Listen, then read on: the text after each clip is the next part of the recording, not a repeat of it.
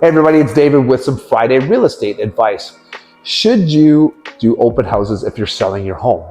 During the pandemic, this is why I asked, during the pandemic, we didn't do open houses. We did some virtual showings here and there, but we didn't do actual open houses.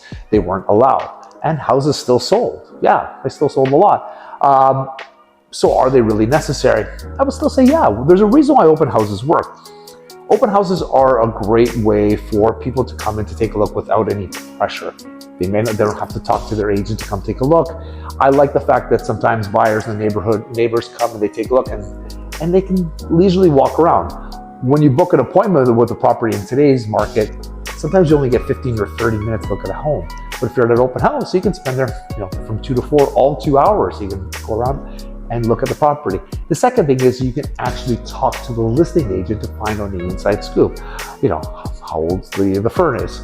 Why are they moving? All those kinds of questions you can ask the agent and hopefully have a good answer for you. And then you go away knowing a little more information than if you just book the showing yourself.